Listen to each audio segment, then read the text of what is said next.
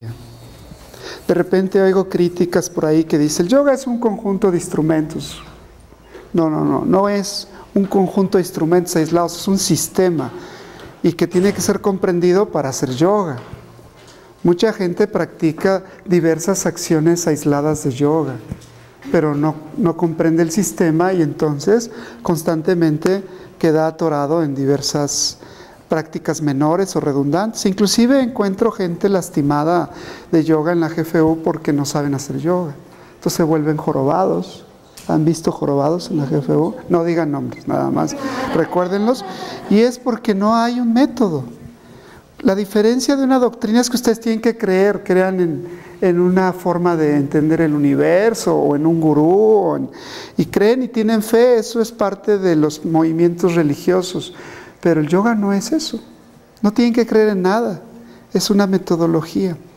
Pero para que el yoga funcione, como no tiene una doctrina, un cuerpo de pensamientos o de ideas diversas, el eje central es la relación maestro-discípulo. Hay una pedagogía en el corazón del yoga, en donde tienes que estar siendo asesorado y observado. Te tienen que estar observando. Muchas veces pensamos que el yoga es simplemente una práctica como hedonista. Hedonista quiere decir de placer. Y sí, da placer el yoga, y eso no es malo. El asunto está en que no se quede solamente en eso, sino que el yoga es una metodología que te permite ir explorando, sobre todo, la parte oscura de la luna. ¿Qué es la parte oscura de la luna? Todas aquellas partes de concentración de energía de la que no te das cuenta que limitan tu desarrollo. Esas partes que están ocultas, a veces que todos se dan cuenta y tú no te das cuenta. Pero hay partes oscuras de tu personalidad en las que hay personas que tú te das cuenta y que los demás no nos damos cuenta, de esos secretos que tienes muy adentro y que no sabes por qué. Y también hay partes ocultas que tú y los demás conocen, pero no puedes trascenderlas. Y lo más interesante, donde está la fuerza del yoga, es en la sombra, en lo que ni tú ni los demás se dan cuenta. Pero ahí está como potencia. Entonces el yoga, en ese manejo de la sombra, hablando desde el campo de las psicoterapias, en ese manejo de la parte densa de tus limitaciones, es donde está el poder de tu persona, de tu individuo. Cuando tú logras movilizar esa energía secreta, cuando logras encontrar ese secreto personal, que no es más que energía, surge el ser luminoso. No es desde la bondad que se alcanza la iluminación, es desde las sombras oscuras del ser humano. ¿Por qué? Porque somos energía. Energía concentrada o energía que fluye. Y como nos sentimos muy felices cuando nuestra energía más o menos fluye, ¿no? Y nos sonríen y amamos y contactamos. Pero cuando resulta que la energía que no fluye, ¿qué pasa? Que es una energía concentrada, comprimida. Los físicos llaman energía cinética. Es decir, aquella que puede hacer que explote toda tu capacidad como ser humano. Entonces, en el centro del yoga, para poderle entender, definitivamente el concepto es energía. La energía se maneja de diversas maneras. Yo exploro, y básicamente el taller que vamos a hacer, la exposición es sobre este texto de las tres dimensiones del yoga: Gatasta, Hatha y Yoga, y Hatha y Raja. Cuando nosotros trabajamos la energía en el primer plano, en el primer nivel de Gatasta, estamos hablando de una energía que tiene un gran impacto hacia la salud.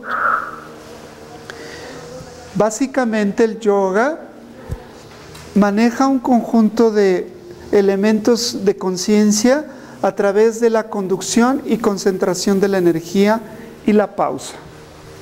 Entonces, esa energía somos. Cuando un yogi te dice, el conocimiento no es algo que se aprende, el conocimiento es, pues nos pasa así como algo complejo. ¿De qué está hablando, no? ¿Saben cómo lo dijo el Buda? Vamos a decirlo de diversas maneras. Dijo, todos somos Budas. ¿Qué falta? Develar, quitar todo lo que nos sobra para encontrar el diamante en bruto, ¿no? Por eso el texto más importante del yoga se llama la lámpara, Hatha Yoga Pradipika, la lámpara que genera luz, nuestra propia energía. Vamos a explorar entonces en este taller muy rápidamente los 3 niveles del yoga, Gatastha, Hatha y Raja, y luego vamos a hacer una práctica donde vamos a ir incursionando en estos 3 planos para que vean la diferencia, la vivan. Vamos a empezar con un trabajo de Gatastha Yoga, luego vamos a hacer algunos ejercicios de Hatha y al final algunas posiciones, algunas técnicas de Raja. Hay una señal muy importante que permea toda esta reflexión. Nos la señala un señor que a lo mejor han oído hablar de él, que se llama Sir Raynaud,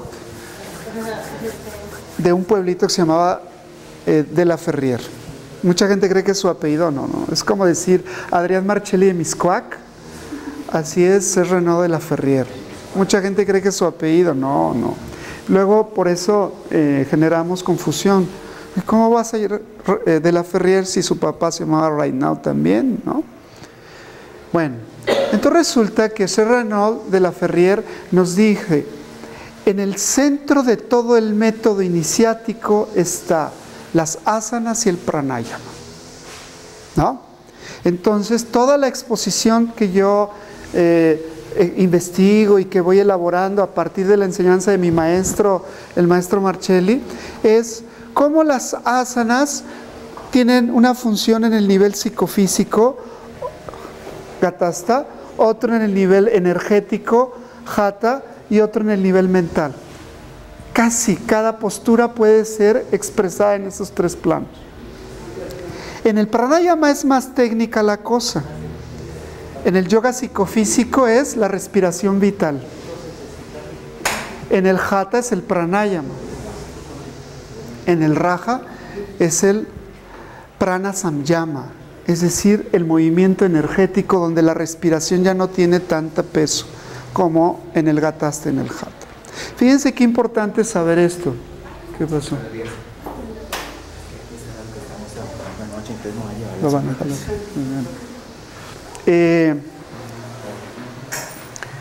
En la GFU, yo comentaba el otro día, hemos tenido decenas de miles de alumnos. El milagro aparente es que solo ha habido un muerto. Un muerto, es muy poquito, ¿no? ¿Por qué un muerto? Porque practicamos Gatastha Yoga. Y lo que tenemos que aprender es los otros planos del yoga. Un yoga simple, un yoga sin mayor complicación. Vamos a ver entonces qué es Gatastha Yoga. El Gatastha Yoga es un método que ha sido utilizado mucho en Occidente. Fíjense, el Gatastha Yoga es parte del Hatha, pero es su primer dimensión. Esto hay que tenerlo claro porque luego nos podemos confundir. Hay un texto clásico que habla por primera vez del Gatastha. Ese libro se llama Yeranda Shamita. Es uno de los libros clásicos del Hatha. Si alguno de ustedes es profesor de yoga y no ha leído Hatha Yoga Pradipika, Yeranda Shamita y Shiva Shamita, vale la pena que pidan una disculpa pública y se pongan a leerlo. Porque de la Ferrier, antes de decirse profesor de yoga, leyó con cierta profundidad estos textos que son básicos. El Gatastha Yoga habla de un concepto básico que es Gata, que es la vasija, la construcción de nuestro cuerpo. Entonces el texto tradicional dice, nuestro cuerpo es como tierra con agua, materia y emociones como turbulentas, que medio forman